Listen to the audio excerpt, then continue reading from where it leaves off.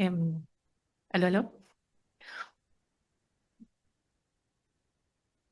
Bueno, vamos a dar inicio el día de hoy a este seminario, seminario internacional de estudios literarios, Fronteras de lo humano, poshumanismo, enfermedad y cuidados, perspectivas críticas desde América Latina. Estamos acá en la Universidad de la Frontera, muy contentos de recibir a nuestros estudiantes de pedagogía en castellano acá presentes. Muchas gracias por estar acá en esta sesión que nos parece muy formativa la instancia para, sobre todo para ustedes. También nuestros estudiantes del Magíster en Letras de la UFRO acá presente, nuestra invitada Claire Mercier de la Universidad de Talca, su tesista de la Universidad de Bolonia también, que está acá.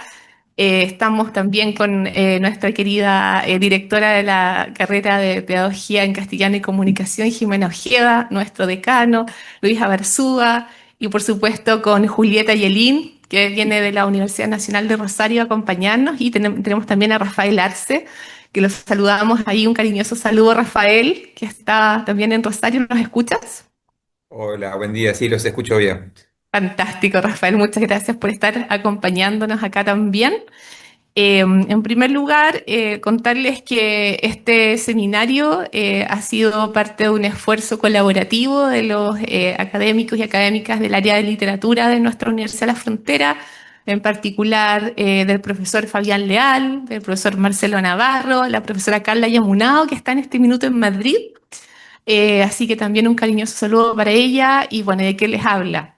Con el apoyo, ¿cierto?, de nuestra Facultad de Educación, Ciencias Sociales y Humanidades, el Departamento de Lenguas, Literatura y Comunicación, la carrera de Pedagogía en Castellano y Comunicación, nuestro Magíster en Letras UFRO, el CILET, Centro Interdisciplinario de Investigación en Letras, y los proyectos de investigación, proyecto de investigación en artes y AR 240009, y el proyecto Fondesit regular. Damos gracias a la ANID por hacer posible esta instancia. El Fondesit 1241591, Poéticas Elementales, Subjetividades Poshumanas en la narrativa de autoras contemporáneas, donde los coinvestigadores son la doctora Claire Mercier, acá presente, el doctor Gabriel Saldías Rosell de la Universidad Católica de Temuco, y que les habla, soy la investigadora responsable. También tenemos acá a Yuslady y a Pablo, que son parte del equipo también de apoyo, ¿cierto?, en toda la logística del proyecto.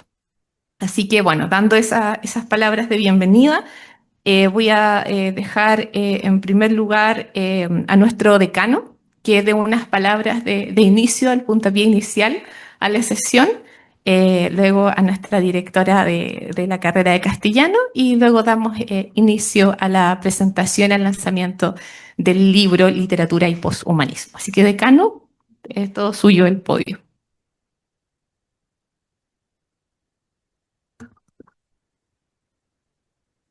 Mari Mari Pulamien, Mari Mari Compuche, buenos días a todas y a todos, un gusto y un honor estar abriendo este seminario.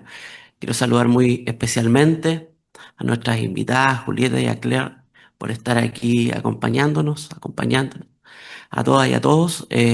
Por cierto que la colaboración, ayer hablábamos con Julieta, que la colaboración internacional, la colaboración nacional, en momentos difíciles como los que vivimos en nuestras universidades, eso quiero referirme en el segundo momento, es tremendamente relevante.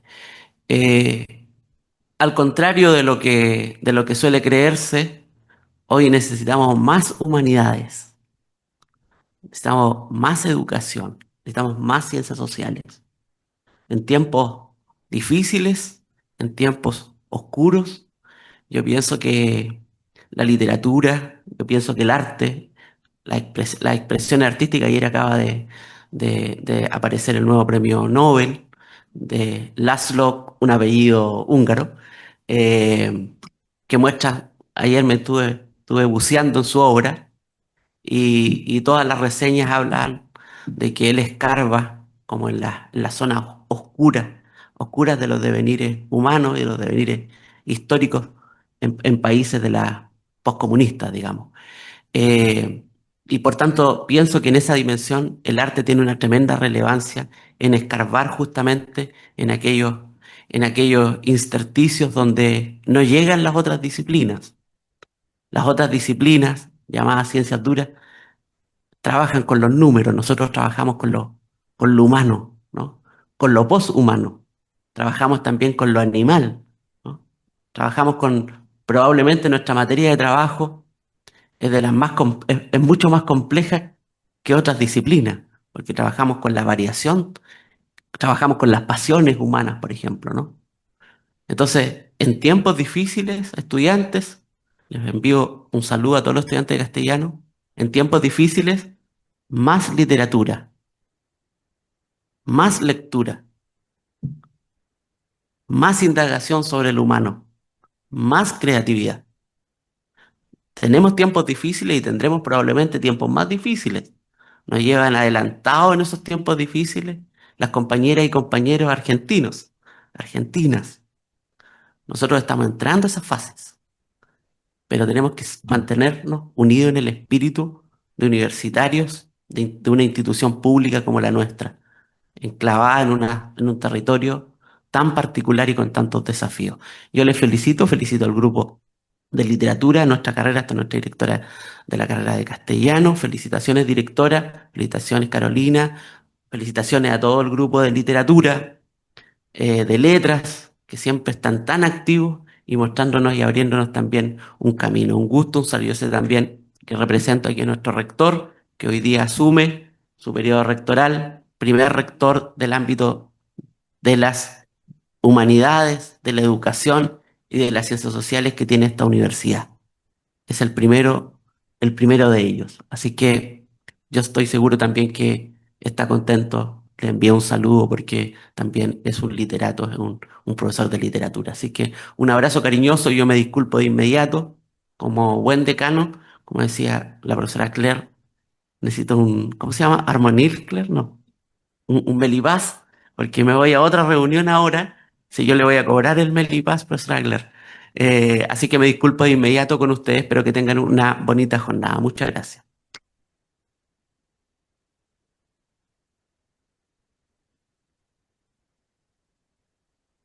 Muchas gracias a nuestro decano por esas palabras tan iluminadoras también para la importancia de las humanidades en nuestra universidad. Dejamos con ustedes entonces ahora a nuestra directora de la carrera de castellano, de pedagogía en castellano y comunicación, Jimena Ojeda, para que dé unas palabras de bienvenida, Jimena. Muchas gracias, Carolina. Buenos días a todas, a todos, a quienes están hoy día acompañándonos en este auditorio, también a quienes nos acompañan de manera telemática. Quisiera comenzar este saludo celebrando el contexto en el que se originan este primer seminario. Y es que nuestra carrera cumple 56 años. Llevamos más de una década formando profesores, profesoras en las letras, en la literatura, en la comunicación. Y precisamente veo aquí en este auditorio a muchos y muchas estudiantes de primer año. Y habitualmente, cuando ingresan los estudiantes a nuestra carrera, les hacemos la pregunta de ¿qué les motivó a estudiar una carrera pedagógica, por un lado? Y por segundo lado, ¿por qué castellano y comunicación? Y la respuesta habitualmente suele estar en el gusto, en el placer de la lectura literaria. Y me atrevo a decir que de todo ese importante número de estudiantes que llega y trae relatos maravillosos de cómo encontraron en la literatura un refugio, cómo encontraron una vía de expresión, me atrevo a decir que al finalizar la carrera son más estudiantes los convencidos, convencidas de que la literatura es un gran camino para la educación, para el pensamiento crítico, para la reflexión. Es muy estimulante para mí poder participar hoy de esta jornada. Felicito al equipo organizador, a los colegas que comparto lo que dice el decano, son muy activos. La verdad es que van muy rápido creando espacios y felicito ese ímpetu y esa pasión por seguir abriendo espacios para discutir, para encontrarnos, para compartir perspectivas, saberes. En segundo lugar, yo quisiera celebrar este espacio como un espacio de encuentro que va a iniciar conversaciones que espero que continúen en cada uno de los territorios a los que cada uno pertenece. Que las preguntas que hoy van a surgir acá, las reflexiones, los comentarios, las inquietudes, esas tensiones, trasciendan el espacio académico. Esa es nuestra función finalmente, ¿no? Que la academia, que estos espacios trasciendan, lleguen a nuevos horizontes, a nuevas perspectivas. Celebro este espacio de encuentro, celebro además tantas voces diferentes que hoy van a converger. Agradezco también la participación de las invitadas, escritores, estudiantes de posgrado y nuestros estudiantes de castellano, por supuesto. El encuentro humano es vital, es fundamental, es lo que nos hace humanos y espero que estas discusiones sobre qué es lo que nos define como seres humanos, dónde están los límites, dónde están las fronteras, cómo convivimos en este mundo con lo humano, con lo no humano, con lo animal, traiga reflexiones que también podamos aplicar a nuestras propias formas de vivir. Y bueno, deseo que esta sea una jornada enriquecedora, deseo que disfruten, deseo que se sorprendan y que salgan de aquí más enamorados, más enamoradas de la literatura, con más curiosidad, con ganas de ir por un nuevo libro. Estoy segura de que eso va a pasar y que sea una magnífica instancia también para que sigamos persistiendo y porfiando en la idea de la relevancia que tiene la literatura en la vida de las personas. Muchas gracias, que sea una excelente jornada para todas y todos.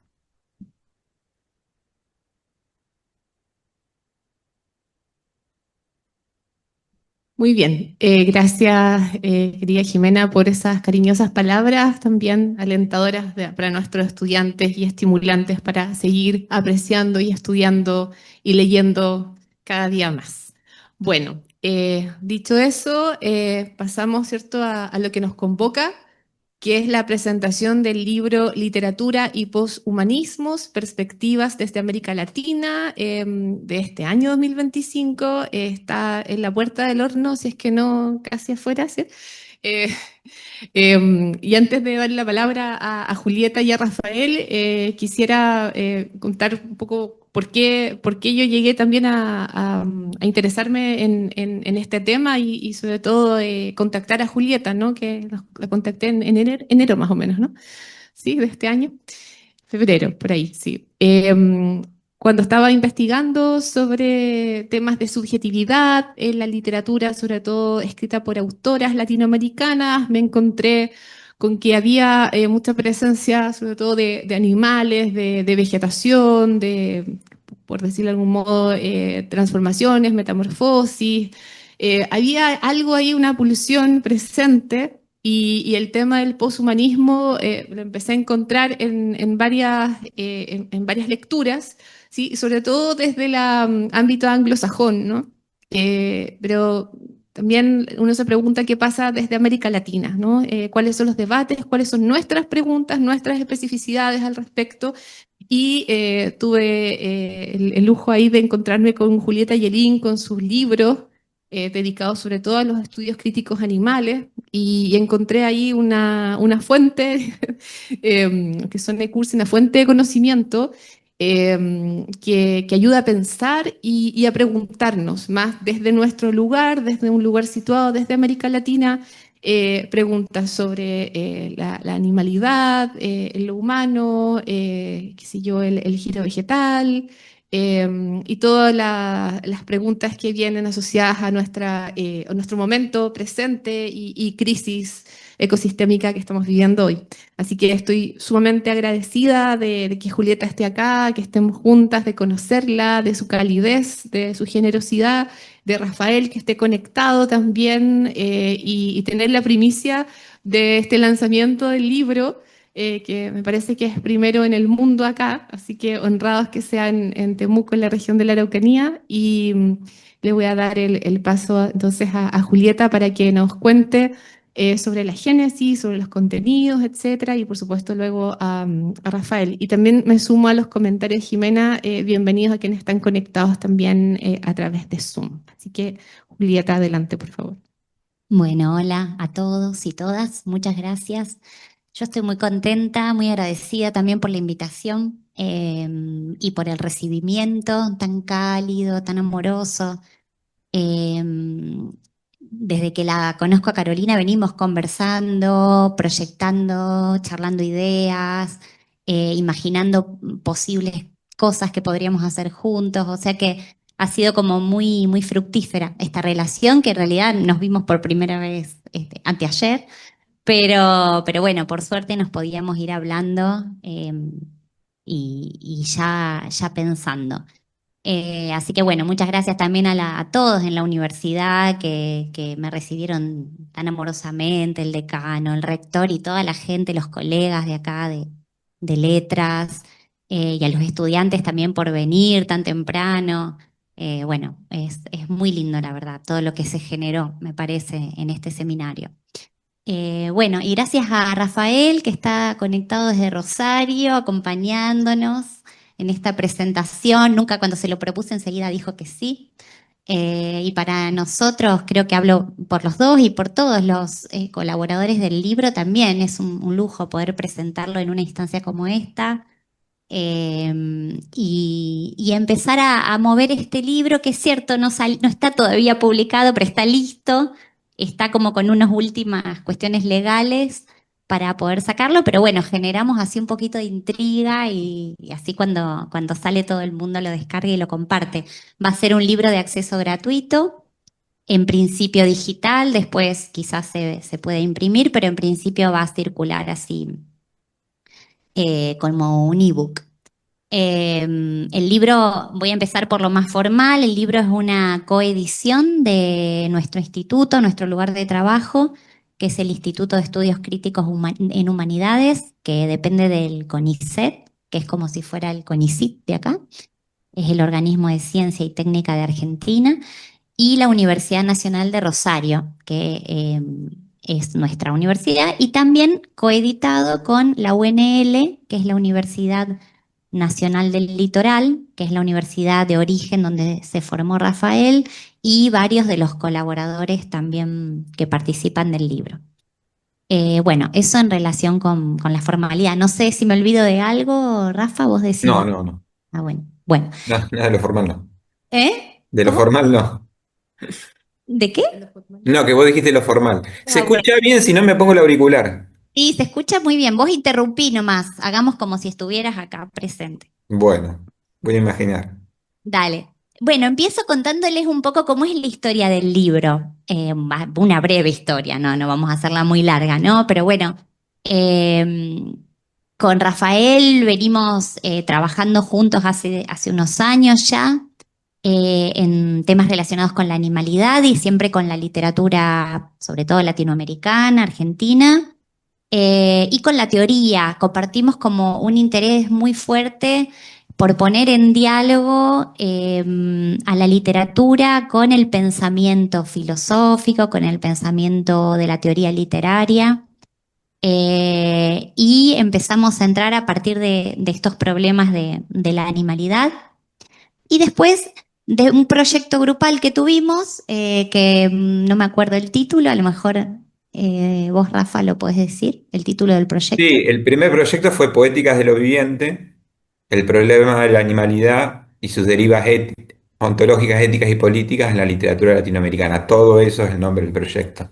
Sí. Después viró y ya ganó especificidad y también abreviamos y el último proyecto que ganó financiamiento, pero nunca nos pagaron una moneda por Hay que decirlo también. el contexto actual en el que estamos en Argentina, Sí. se llama directamente Literatura y Críticas Posthumanistas, o sea, lacónicamente. Pero el primero empezamos por la animalidad, digamos. Claro, tal cual. Después, incorporando intereses también de otros colegas que se fueron sumando al grupo. El grupo fue creciendo, creciendo, creciendo, ¿no? Terminamos siendo más de 15. Sí, se Eh, armó como una red, ¿no? Sí, exacto, una red y un poco juntando intereses y nos dimos cuenta de que estábamos todos charlando en el mismo campo, que era el campo de estudios del pensamiento de los poshumanismos, lo digo en plural porque no hay obviamente un solo poshumanismo, sino que son distintas vertientes de pensamiento. Y armamos este segundo proyecto, como dice Rafa, ahí nos agarró el cambio de gobierno y un ajuste brutal a la ciencia y a la educación en Argentina. No exagero cuando digo brutal, brutal total. Y bueno, no pudimos tener financiamiento, pero de cualquier manera, lo bueno es que el grupo ya estaba, el equipo estaba conformado, y pudimos seguir adelante y llevar adelante este proyecto del libro, que era un proyecto bastante ambicioso, pero que bueno, se pudo lograr. Éramos un montón, como les decía, más de 15 integrantes de distintas edades y de distintas procedencias. Todos argentinos, no, sí, todos argentinos. Sí. Sí, Había un todos brasilero que estaba en Alemania, pero después desapareció. desapareció. Porque lo que hacíamos, yo le contaba a Carolina que lo que hacíamos, se los cuento porque me parece que es interesante pensar experiencias, ¿no? Era juntarnos a leer bibliografía, proponíamos lecturas teóricas, las exponíamos, las discutíamos, y así se fue generando como esa especie de constelación de conceptos, de perspectivas, de teorías compartida, ¿no? Cuando logramos tener como esa base sobre la cual conversar, porque es muy difícil también cuando se habla de la interdisciplinariedad, por ejemplo, ¿no? Bueno, discutamos tal tema desde distintas disciplinas. La verdad es que es muy difícil. ¿Por qué? Porque no compartimos los mismos conceptos. A lo mejor un concepto como el de archivo, lo digo porque tuvimos esa experiencia en el instituto, es una cosa para los historiadores, es otra cosa para los críticos literarios, es otra cosa para los antropólogos, es otra cosa para los filósofos, ¿no? Entonces, por eso es importante sostener estos grupos de estudio, de lectura, para poder hablar, por decirlo de alguna manera, un idioma compartido, ¿no? Una lengua compartida. Bien, entonces cuando tuvimos más o menos eso armado, nos propusimos armar el libro, que no fuera un rejunte de trabajo. Esa fue como la primera consigna. No vamos a armar el típico volumen colectivo que junta trabajos que ya estaban escritos sobre un tema. No, vamos a pensarlo desde cero. ¿Cómo nos gustaría que sea este libro? Y ahí nos empezamos a reunir, cada uno propuso lo que quería trabajar. Nosotros con Rafael sutilmente los manipulamos un poco para que encajaran en nuestra idea de libro, e incluso dimos alguna baja. Sí, sí, sí, sí. O sea, digamos, tuvimos consignas muy claras. El libro está compuesto de, ya que estábamos adelantando, Sí, miembros del equipo de investigación y después invitados. exacto. Que por supuesto los invitados fueron elegidos de alguna manera pensando en las trayectorias y en lo que están trabajando actualmente, que por supuesto tenía alguna afiliación con el libro, ¿no? Es decir, incluso los invitados les pedimos que escribieran algo específico. En ese Sí, sentido, sí, rechazamos un trabajo del propio grupo y también hubo un trabajo de un invitado ahí que quería hacer lo que tenía ganas y le dijimos, no, la verdad que no, no va por ahí, no, no, no entra en el libro. Entonces, la consecuencia de ese punto de partida, digamos, bastante estructurado, fue que el libro tiene una heterogeneidad por un lado, y por el otro lado tiene una unidad, ¿no? Es decir, como decía Julieta, no es meramente un agregado de trabajos en los cuales más o menos uno la dibuja para encajar en el volumen, sino que efectivamente la cohesión del libro se desprende de el armado que hicimos. De hecho, fue un libro que llevó mucho tiempo, más de un año. O sea, estamos con esto desde el año pasado, ya no veíamos la hora de que saliera. Y realmente fue muy laborioso, porque además con Julieta obviamente tuvimos que leer todos los trabajos, hacer ajustes, etcétera, etcétera. Y después diagramar, que me parece que es una de las cosas más importantes que salieron, el índice y las secciones, de manera que también las secciones tuvieran su coherencia propia. tal cual. Ese es el trabajo del editor, ¿no? Ahí uno deja de ser un escritor o autor y pasa a ser editor y a pensar esa estructura del libro, qué armonía podemos conseguir, dónde brilla más cada trabajo, ¿no? En diálogo con cuál otro trabajo, ¿no? Ese fue un poco el trabajo.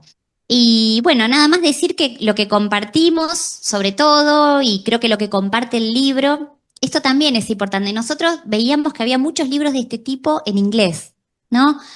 Pero no había en castellano, no encontrábamos, aunque hay algunos libros, digamos, primos, hermanos, pero no había nada así, ¿no?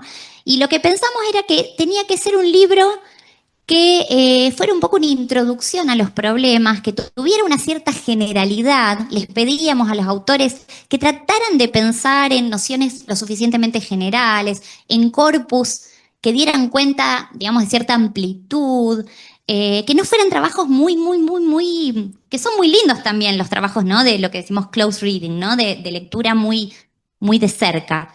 Pero nosotros no queríamos eso, queríamos que sean libros que, por ejemplo, a un grupo de estudiantes le sirviera como puerta de entrada a un campo de problemas, ¿no? De intereses, de problemas, de preguntas. Entonces, ese sí que fue un principio. Y después, otros dos, que eran el interés por la teoría, nos interesa la teoría, nos parece que la teoría eh, produce discurso crítico.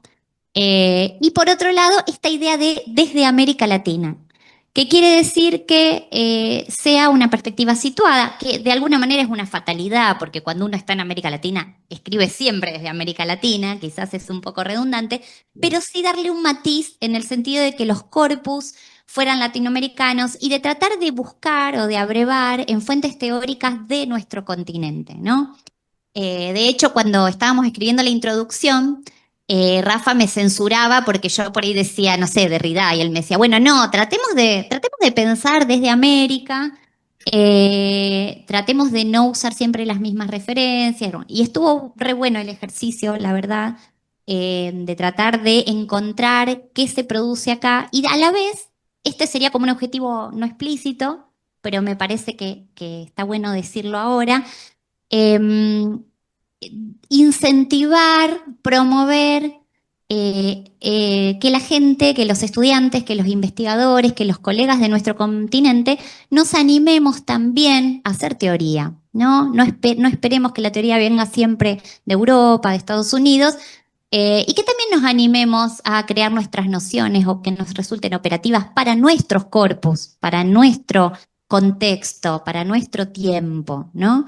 Y un poco el libro tiene esa voluntad de animarnos un poco tímidamente a decir, nosotros también podemos teorizar, nosotros también podemos crear nociones, arrepentirnos, recrearlas. Y no sé, me parece que eso es algo lindo del libro. No sé qué pensás vos, Rafa, de esto. Sí, sí, quiero destacar también que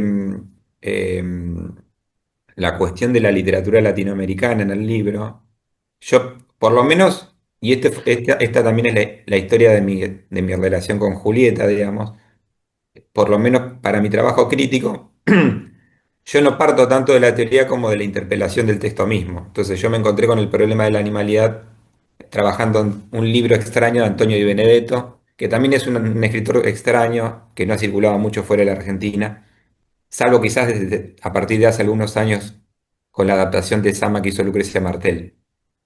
En ese sentido, por lo menos en el capítulo que yo escribí, pero también me parece que en muchos de los capítulos, la idea también era que la interpelación teórica, que efectivamente el libro intenta, fuera solicitada, para utilizar una palabra de realidad, eh, por los textos mismos, ¿no? Y no que fuera una bajada teórica desde las categorías que efectivamente el libro se llama Literatura y Poshumanismos en plural, porque en realidad eh, la noción de poshumanismo en singular es una noción muy vaga y efectivamente usamos una categoría problemática, digamos, y que también el mismo libro discute, sobre todo al final, pero a eso me voy a referir después. Eh, entonces tampoco es un libro, ¿por qué es importante esto de las categorías? Porque tampoco es un libro estrictamente sobre literatura contemporánea, sobre literatura latinoamericana contemporánea. Si bien hay mucho de literatura latinoamericana contemporánea, la idea es, con esto que decía Julieta respecto de las categorías teóricas, que también el libro pueda servir como herramienta en el sentido de forjar nuevas categorías o nuevos conceptos para también revisar textos de la tradición literaria latinoamericana que no son contemporáneos, ¿no? para que esto no sea tan abstracto, por ejemplo, tenemos un trabajo de Jens Anderman, que es el único invitado estadounidense, digamos, el único invitado no latinoamericano que participa en el libro. Europeo es Jens, me ¿Es parece. europeo? Sí, es europeo. Bueno, trabaja en la ciudad Es de... alemán, me parece. Ah, bueno, pero trabaja en Sí, en la sí, Academia Norteamericana, en la Academia Estadounidense. Bueno, el trabajo de Anderman se titula Transeculturación, etcétera, etcétera. O sea, lo que hace Anderman es tomar una categoría de Angerdama, que es transculturación, y transformarla en transeculturación, un poco siguiendo a Viveiros de Castro y a otros autores, ¿no? Y pensando en la cuestión del trance chamánico, revisando textos recientes, pero también proponiendo una relectura de textos no contemporáneos como La Vorágine de José Eustacio Rivera, por ejemplo, ¿no? Ese sería un ejemplo de cómo, digamos, la propuesta teórica permite, digamos, no se limita solamente a lo contemporáneo, sino que permite también eh, volver la mirada a los textos del siglo XX, incluso los clásicos del siglo XIX, eh, de todas las naciones en formación de América Latina, ¿no? Y también, bueno, un poco lo que hicimos en la introducción con Julieta fue pensar el problema desde los inicios eh, del choque de mundos, ¿no? Que significó la llegada de los europeos a América Latina, ¿no? Y en ese sentido, y tomando un poco la lección de César Aira, ¿no? Pensar que el presunto subdesarrollo o atraso de nuestra literatura, o su carácter epigonal, o la cuestión deudora de Europa, ¿no? Esta cuestión que tiene que ver con también la diferencia entre las culturas de más o menos hibridación, ¿no? No es lo mismo el caso de Perú, México, Brasil, que la Argentina, Chile, etcétera, etcétera, cuyas problemáticas respecto de la ciudad letrada y de la cuestión de las lenguas aborígenes es muy diferente. Em, bueno, pensar que decía, siguiendo la elección de Aira, ese presunto atraso, ese presunto delay, es también una ventaja en el sentido en que por ahí lo decimos un poco axiomáticamente en la introducción, que nos permitimos esas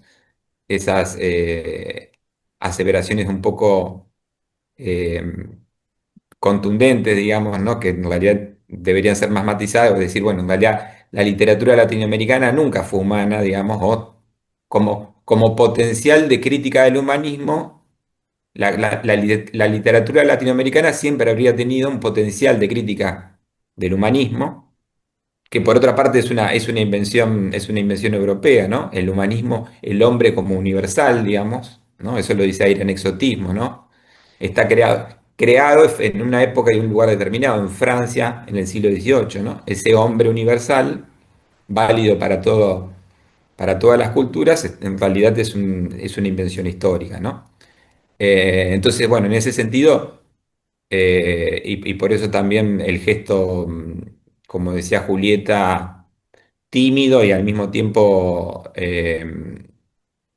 ambicioso de pensar un gesto, no sé si vindicador, no es la palabra más adecuada, pero no se me ocurre otra ahora, respecto de nuestra literatura, justamente como, bueno, si hablamos de poshumanismo, o si hablamos de crítica del humanismo,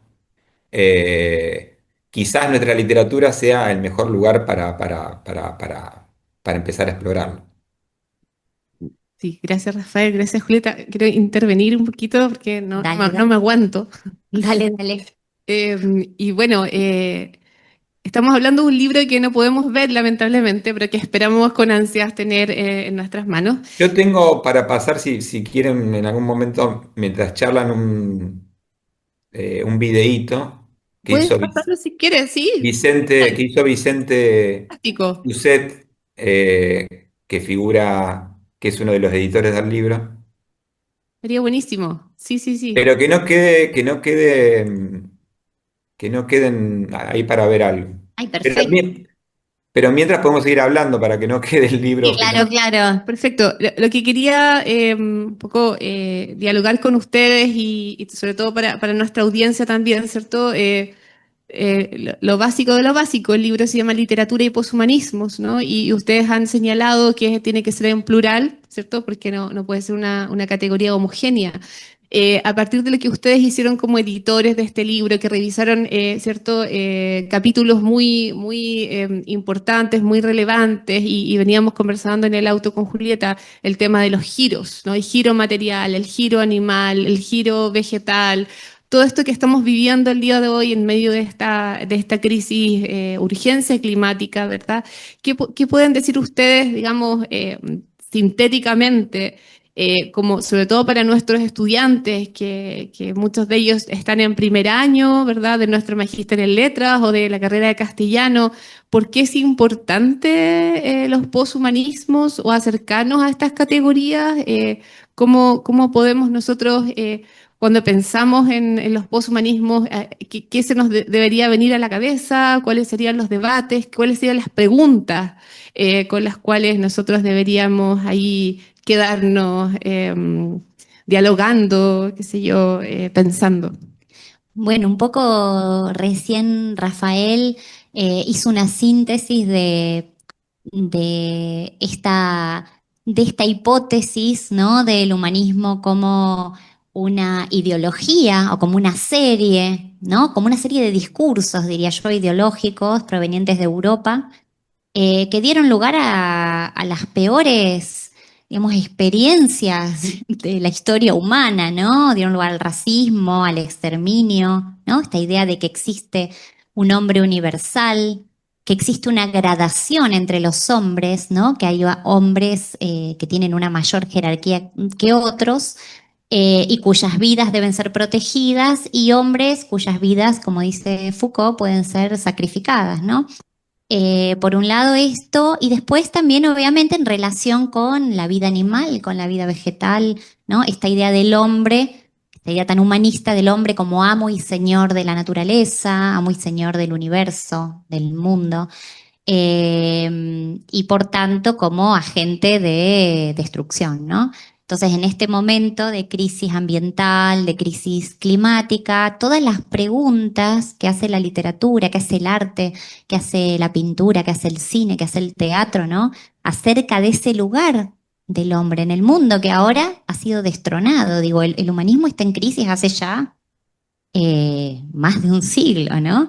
Y mucho más, digamos, pero en una crisis profunda uno podría decir que esa crisis del humanismo se agudizó después de la Segunda Guerra Mundial, ¿no? Como cuando los filósofos, los pensadores se preguntaron qué es el hombre que fue capaz de algo tan aberrante, ¿no? Algo no estamos pensando bien, ¿no? Algo no estamos pensando bien. Entonces, todas las líneas del poshumanismo lo que vienen a hacer es a proponer, digamos, nuevas maneras de entender el lugar del hombre en el mundo, del hombre y la mujer, ¿no? De lo humano en el mundo, y también las formas de compartir su forma de vida con con otras formas de vida, ¿no? Y a lo que nosotros sostenemos, y esto que decía Rafa me parece que es muy lindo también, ¿no? Como también hipótesis, digamos, fundamental del libro, es que en la literatura hay una fuerza muy potente de cuestionamiento, de pensamiento crítico acerca de de qué es lo humano, de qué es la vida, de qué significa habitar en el mundo en comunidad, ¿no? Todos esos problemas a veces aparecen antes en el arte que en la filosofía, ¿no? De hecho, muchos de los filósofos que han sido críticos del humanismo han abrevado en el arte, en la literatura, para poder pensar. Si nos fijamos, yo diría que todos, ¿no? Han recurrido, todos los pensadores del llamado poshumanismo han recurrido especialmente a la literatura para poder conceptualizar, para poder pensar, ¿no? La literatura es como que siempre llega antes, siempre se adelanta en el tiempo del pensamiento. Rafa, ¿vos querés decir algo sobre lo que preguntaba Sí. Carolina? Sí. Bueno, dicho sea de paso, en Argentina es feriado, porque el 12 de octubre, el domingo, se pasó al viernes para hacer el fin de semana largo. Y ahí estaba buscando porque sospechaba que a lo mejor era un día que se llamaba originalmente Día de la Raza, Día de la Raza, después pasó a llamarse Día de la Hispanidad, después pasó a llamarse Día de la Diversidad Cultural, y ahora parece que se llama Día de la Raza de nuevo, Julieta. Yo no sabía, pero lo estuve Sí, sí, buscando. ya lo sabía. Ah, yo no lo sabía. Bueno, supongo que desde el año pasado. Bueno, en fin. Eh, bueno, nuestra historia colonial tiene que ver justamente, digamos, el expolio digamos, y después el exterminio y negación de los pueblos originarios, de los pueblos amerindios, de los que habla Viveros de Castro, eh, tuvo lugar y fue, digamos, digamos, necesitó, en ese tiempo, por lo menos necesitaba una legitimación que fuera cultural, digamos, ¿no? Es decir, poder pensar, y esto está en los textos de Cristóbal Colón, ¿no? De Bernal Díaz de Castillo, digamos, en las crónicas de Indias, que es quizás uno podría pensar que es quizás el comienzo de nuestra literatura, escrita por no latinoamericanos, ¿no? Ese, ese sometimiento necesitó una justificación o una legitimación que pasó por la humanidad o no eh, de, del habitante originario, ¿no? Entonces, en el caso de la literatura argentina, que es lo que yo más conozco, Julieta por ahí es más de la literatura latinoamericana, yo enseño literatura argentina acá. eh, en el siglo XIX, muy esquemáticamente, ¿no? El proyecto modernizador y la élite letrada deciden que, bueno, el gaucho, es decir, nuestro mestizo, puede ser integrado al proyecto de nación, digamos, pero el indio, utilizan esa palabra, Mansilla, Sarmiento, Hernández mismo, digamos, que defiende al gaucho, pero el indio no, ¿no? Y eso, insisto, requirió una legitimación que pasaba por el concepto de humanidad, ¿no? El estatuto del humano. Digo que por lo menos necesitó esa legitimidad porque ya ahora estamos en un tiempo en el cual ya ni siquiera, digamos, un Ni tiempo. eso, ni eso. Claro, que ya ni siquiera, digamos, ni siquiera se necesita esa humanidad para los genocidios, para la devastación, ¿no? Para la eliminación eh, de las minorías, de los pueblos sometidos, etcétera, etcétera. Porque es importante también, porque la cuestión del humano es algo que también, y en ese sentido creo que la cuestión de los poshumanismos también lleva a la cuestión de las poshumanidades, podríamos decir, es decir, la crisis de las humanidades como tal, que no es una crisis propia de Argentina ni de América Latina, sino que es occidental, digamos, la crisis de las humanidades. Y lo que, bueno, al final del texto hay una entrevista a Fabián Ludueña Romandini, un filósofo argentino muy importante, contemporáneo, que es un poco el abogado del diablo, porque en realidad le hicimos la entrevista justamente para tener una voz filosófica y como buen filósofo, digamos, eh, fue muy polémico respecto de determinados conceptos que nosotros utilizamos por ahí como críticos literarios, conceptos filosóficos, digo, con cierta liviandad o con cierta seguridad.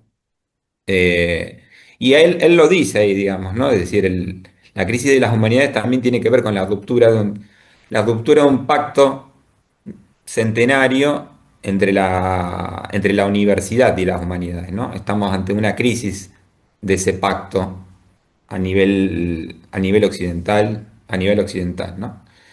Entonces también la pregunta por lo poshumano es una pregunta por las humanidades o por las poshumanidades, digamos, ¿no? Que no se trata simplemente de un cambio de categoría, sino que se trata de el papel de las humanidades en un mundo que parece no necesitarlas, ¿no? Que no necesitarlas.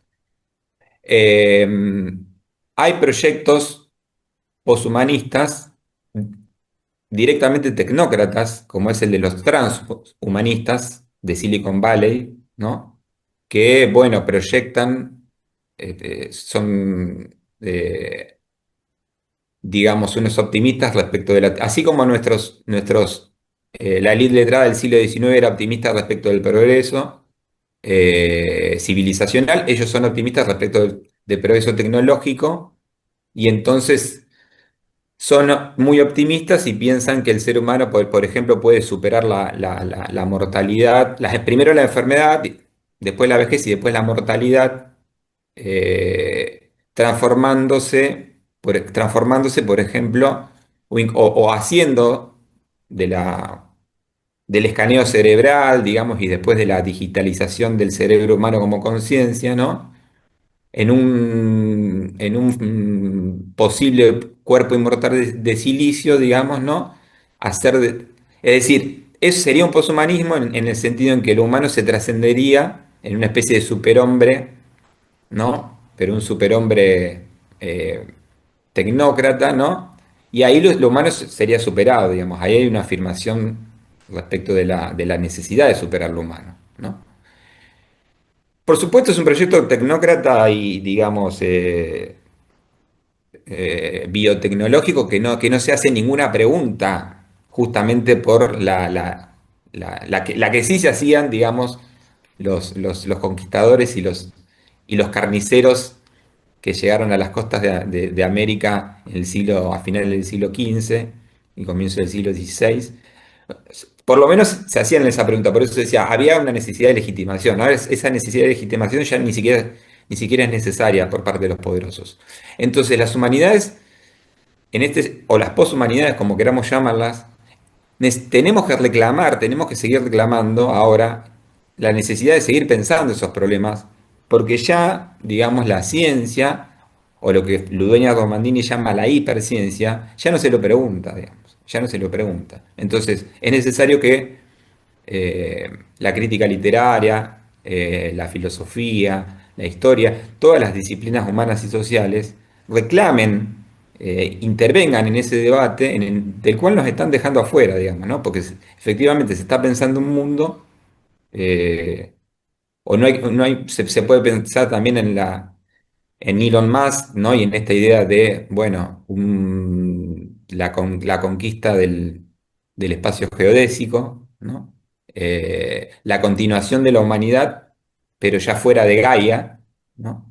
Que también es un proyecto tecnócrata en donde uno imagina, digamos, la posibilidad de que un grupo de multimillonarios tecnófilos abandonen el planeta y por lo tanto tampoco les importa la crisis climática, el cambio climático, digamos, en la medida en que la Tierra ya no es habitable y el espacio también es posible de ser conquistado. Y de hecho, esos son los términos, ¿no? Los términos son conquista del espacio, los mismos términos que utilizaban los conquistadores españoles y portugueses, ¿no? Y de nuevo, ese espacio del cosmos, digamos, ese espacio extrageodésico, también es un espacio al que no se le hace ninguna pregunta acerca de la legitimidad de ser conquistado, digamos, está disponible. La única pregunta es una pregunta técnico-tecnológica, digamos, acerca de si es posible, ¿no? Porque todo esto también uno se tranquiliza mucho diciendo, bueno, no, no es posible el proyecto transhumanista, no es posible el proyecto de la conquista del espacio geodésico. Bueno, no sabemos si no es posible con todo esto de la inteligencia artificial, por ejemplo, que se dio este año, ¿no? Esta explosión, ¿no?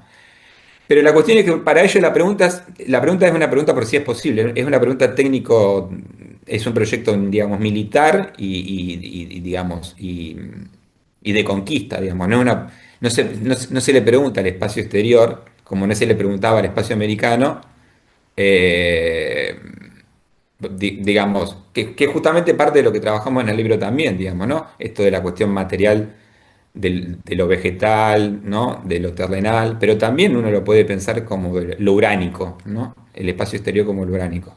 De hecho, nosotros situamos un poco, hacemos la genealogía del poshumanismo en la crítica literaria feminista de los años 80 en Estados Unidos, digamos, ¿no? Donna Haraway leyendo la ciencia ficción de Ursula K. Le Guin, por ejemplo, ¿no? decir, autoras, escritoras de ciencia ficción, que junto con otros autores de ciencia ficción del siglo XX, pensaron y anticiparon lo que ahora de repente es para nosotros, bueno, un nuevo giro, ¿no? Ya no el giro digital, sino el giro de la inteligencia artificial, ¿no? Entonces creo que por eso es necesario que reclamemos nuestro espacio, porque ahí no están reflexionando, ahí están proyectando y están armando y están conjugando para dejarnos afuera, digamos, ¿no? Por eso es necesario que nos hagamos estas preguntas y que las hagamos desde nuestro lugar. Gracias, Rafael. Qué importante las precisiones, sobre todo porque hay mucha confusión entre poshumanismo y mucha gente que dice que es lo mismo que el transhumanismo y me alegra mucho que tú hayas hecho esa precisión porque estamos hablando de conceptos que pueden tener ahí diálogos y cruces, pero que son bastante distintos, ¿no?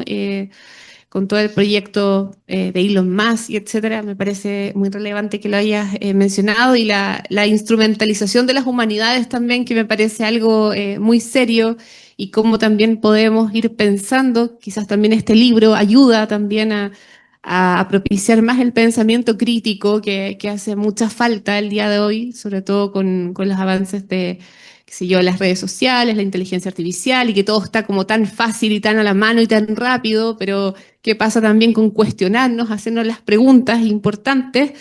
Creo que lo necesitamos más que nunca, ¿no? Y el rescate de los saberes ancestrales. Acá nosotros estamos en la Universidad de la Frontera, ¿cierto?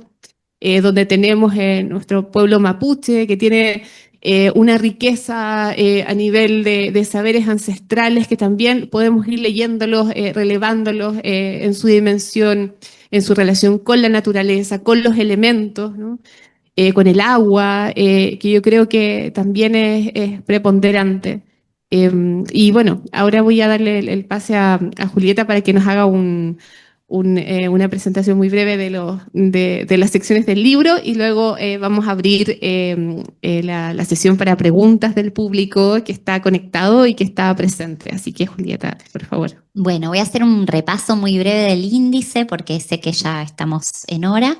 Bueno, el libro tiene una introducción que escribimos con Rafael, que trató de ser un aporte en sí misma, no es una síntesis de los trabajos que hay en el libro, y es como adelantaba Rafa, como una brevísima historia de esa relación entre literatura y pensamiento poshumanista, y una reflexión sobre la necesidad de asumir ciertos puntos de vista, cierta perspectiva en el presente, como decía también Rafael, no solo para leer la literatura reciente, sino también para volver a nuestro canon, ¿no? A revisar nuestra historia literaria desde otro punto de vista, ¿no? Y rescatar quizás autores que fueron encasillados o leídos de una manera, bueno, darles como una nueva mirada.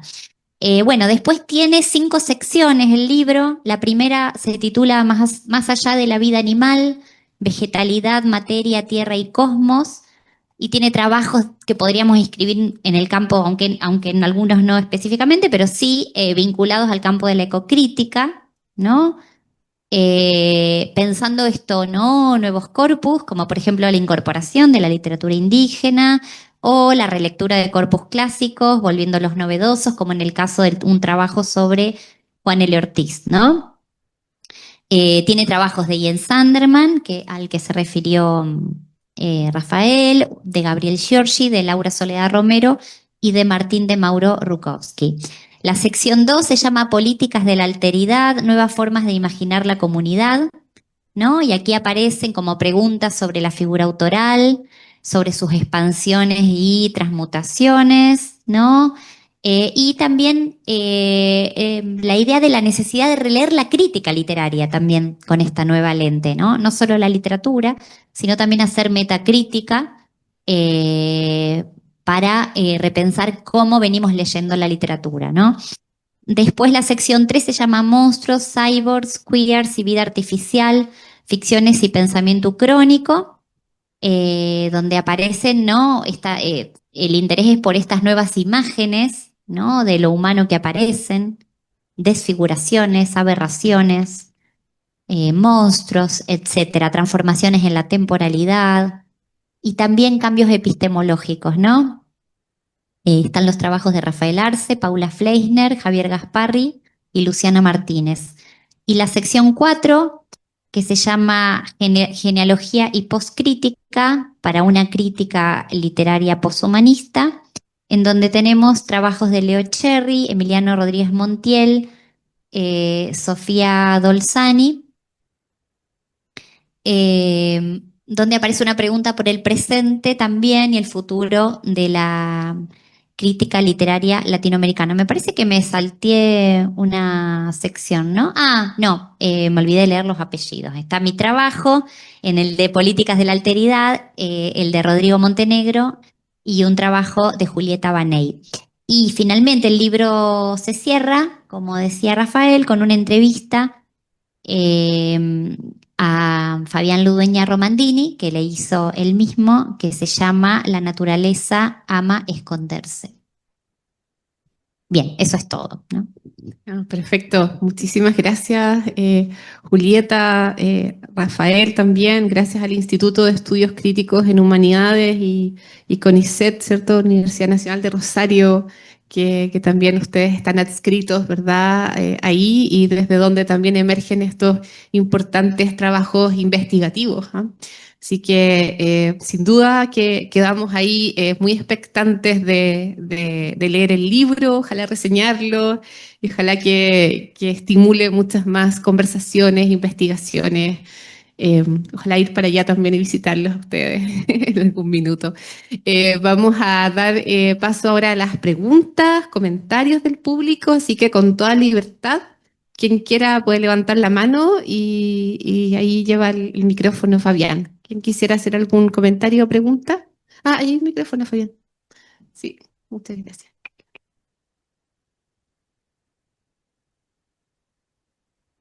O desde Zoom o acá. Sí, ahí está Claire. ¿Quiere hacer una consulta?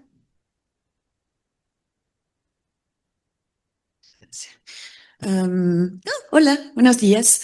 No es realmente una consulta. Primero un agradecimiento a Carolina por organizar esa jornada. También a la UFRO por hacerme parte de su proyecto. Gracias entonces a Nidia Fondesit en este caso que financia esa actividad. Muchas gracias Julieta por visitarnos en Chile. También una declaración hacia Rafael, solamente decir de que admiro mucho tu trabajo, he leído mucho de tu trabajo sobre Osvaldo Lamborghini, tenemos una obsesión en común, así que emocionante conocerte, entre comillas, ¿ya? Y nada, o sea, el libro con muchas ganas de leerlo. Yo no lo he leído, pero ya saludo el esfuerzo de pensar de manera como más orgánica, vamos a decir, con un hilo rojo en vez de que igual lo hable, recopilar trabajo, ponerse a disposición de los colegas para que se pueda hacer conocer el trabajo, pero de tener como un hilo rojo en torno al cual se organiza el libro, me parece un esfuerzo y también generosidad por parte de la gente que va a aportar a esa reflexión colectiva. Y nada, para que Rafael lo agregue también en su lista de nombre del Día de la Raza, en Chile encuentro entre mundos o entre dos mundos. Encuentro entre dos mundos. El Día de la Raza en Chile encuentro entre dos mundos. Así que nada, solamente no hay pregunta, no hay consulta.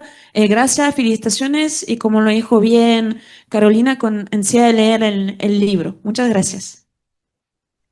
Bueno, gracias, Claire, un gusto. Sí, yo también leí trabajos tuyos sobre Lamborghini, así que efectivamente compartimos esa obsesión. Así que un gusto. Ni nada de comillas, porque ahora la gente se conoce también así desde el 2020. Buenos días, mi nombre es María Paz Barazarte, soy de Colombia y al igual que, ¿cómo era el nombre?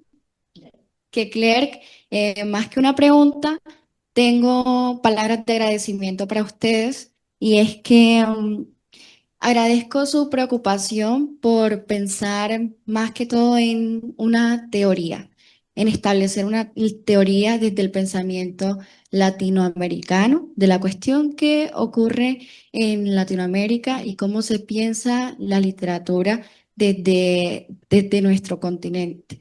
Entonces, agradezco enormemente eso y que nos brinden la posibilidad de establecer nuevas formas de pensarnos y de concebirnos desde una literatura, desde lo literario, pero también desde lo teórico. Muchas gracias. Gracias, gracias a vos. Hay una pregunta en el chat, no sé si la quieren leer o quieren que la lea yo. ¿La puedes leer, Rafael? Nosotros no la Dale, vemos, así léela. que gracias. Gabriel Saldías, bueno, agradece por la presentación y dice, quisiera consultar a Julieta y a Rafael respecto de la condición ética del poshumanismo literario latinoamericano. ¿Cómo lo ven ustedes? ¿Existe una agenda ética que se está movilizando de manera consistente? ¿O creen que hay tendencias variadas? ¿A qué lo atribuyen? No sé, Julieta, si querés contestar algo. Bueno, es una pregunta difícil, muy general, pero lo único que se me ocurre ahora, yo a la tarde voy a leer un trabajo, me voy a hacer un poco de autobombo para que me vengan a escuchar, donde me parece a mí que hay un gesto ético de la literatura en ciertas exploraciones bueno, en el libro también tenemos un apartado dedicado a las experiencias en relación a la comunidad, al pensamiento de lo comunitario en la literatura latinoamericana. Y voy a tratar de proponer la noción de alterografías, que a pedido un poco de acá, de la amiga Carolina, que me parece que sí hay como una vuelta ética a pensar el mundo y la vida de los otros, ¿no? Después del giro autobiográfico de comienzos del siglo XXI, me parece que se puede pensar como una especie de respuesta ética, literaria o artística a cierta preponderancia del yo, y también un cuestionamiento de ciertos principios humanistas de la crítica literaria que sostienen, que han sostenido siempre la idea de autoría como la de un individuo excepcional, ¿no? El escritor como ese individuo aislado, excepcional, visionario, es el mito, digamos, ¿no? Y que empiezan a desarmar esa figura, a ponerla en crisis a partir de pensar la escritura como acto colectivo, como encuentro de voces. Como las escrituras desapropiativas que habla Cristina Rivera Garza, ¿no? Exacto, bueno, en esa línea, en la línea en que lo piensa Rivera Garza, a partir de distintos experimentos, ¿no? De escritura, que a mí me parece que son como pruebas, como tanteos de, bueno, pensar la literatura de otra manera, ¿no? Y en ese sentido, a lo mejor no sé si respondo a la pregunta de Gabriel, pero sí pienso que se pueden detectar ciertos fenómenos dentro de nuestras literaturas latinoamericanas que tienen que ver con un posicionamiento ético respecto de ciertos consensos sociales, culturales, literarios, críticos, y que son para mí son muy interesantes y hay muchas cosas para leer ahí y muchas nuevas nociones, como por ejemplo la de escucha, que aparece en el texto de Gabriel Giorgi, y la de la relación entre escritura y oralidad y otras muchas que me parece que se pueden pensar como respuesta ética. No sé si vos, Rafa, querés decir algo. Sí, no creo que haya un poshumanismo literario latinoamericano homogéneo, digamos, ¿no? En este sentido, cuando hablé recién creo que se puede hacer un parangón con lo que dije respecto del transhumanismo, porque por un lado está la necesidad de abandonar lo humano en tanto y en cuanto el humanismo tuvo las consecuencias catastróficas de las que hablamos, de las que habló Julieta también, pero por el otro lado también es qué significa abandonar lo humano y en qué nos vamos a transformar, si es que queremos transformarnos en otra cosa, digamos. Es decir, para decirlo brutalmente, puede haber una respuesta de izquierda o una respuesta de derecha a esa pregunta. En este sentido, me parece que también hay, a mí no me interesan, y no voy a poner ejemplos porque voy a quedar mal con alguien, no me interesa la literatura latinoamericana contemporánea que se limita solamente a ilustrar ideas, que justamente ya pensó la filosofía, bueno, digamos, ¿no? Estas novelas sobre la ecología o sobre los mataderos, no sé.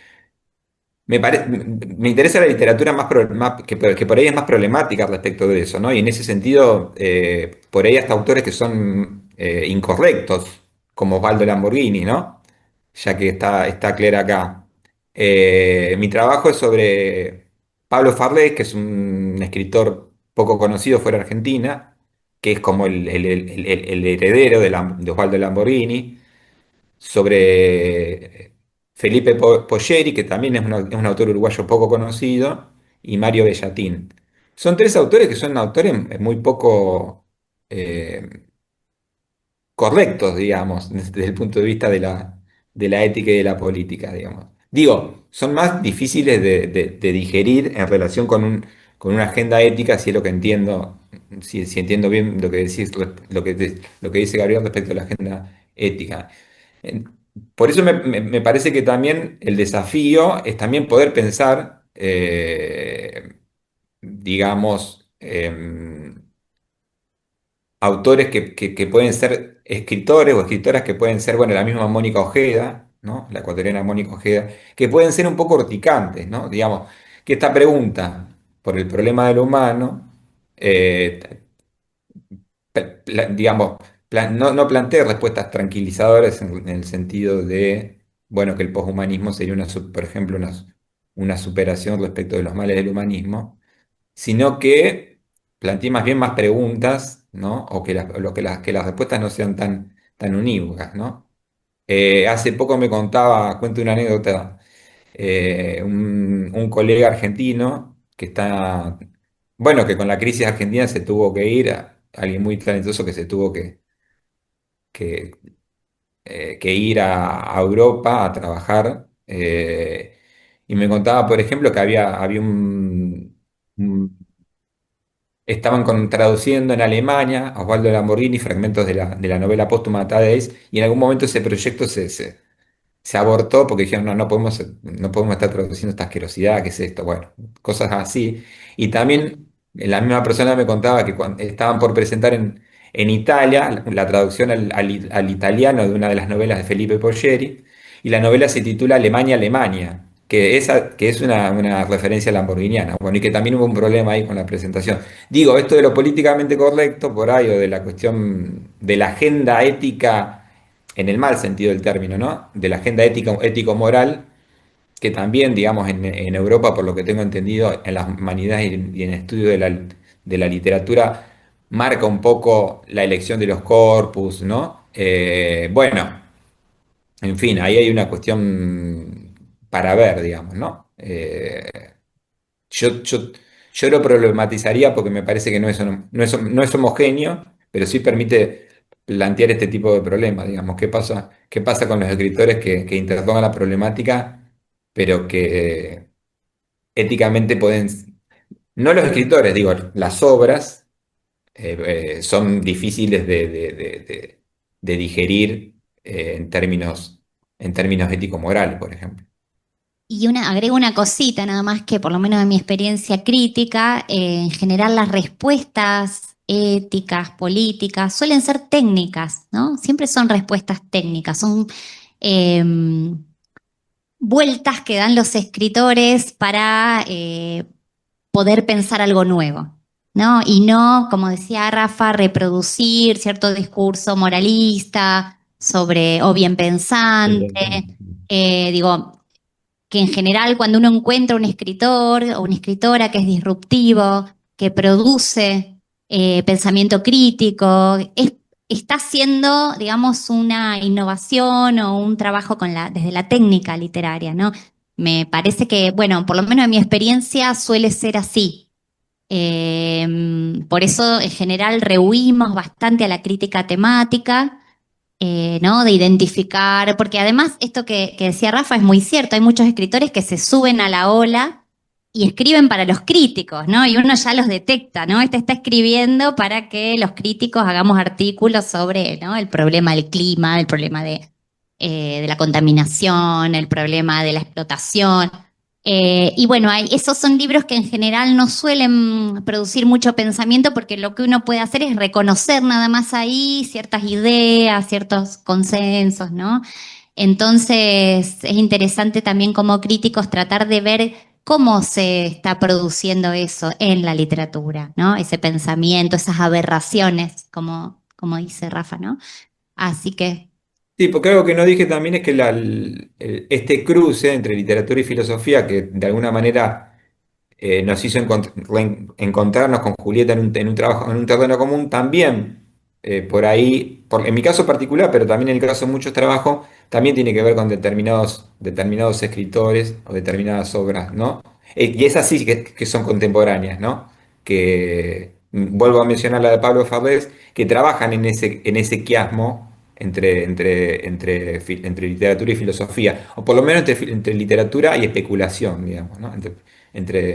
Quiero decir, también la pregunta por lo humano es una pregunta que cierta literatura contemporánea se está haciendo al interior de la ficción, con las herramientas propias de la literatura, digamos, sin que eso pase a concepto, digamos. Pero sí que es una interrogación que es inherente a determinada ficción especulativa, podemos llamarla, ¿no? Que quizás en el transcurso del siglo XX venía de la ciencia ficción justamente y de la distopía, y que ahora viene de ficciones más heterogéneas. Perfecto, muchas gracias. ¿Alguna otra pregunta, comentario? Por allá, Pablo. Bueno, nuestra pregunta es con You Lady, que va a contextualizar un poco y ahí vamos a hacer la pregunta. Ya.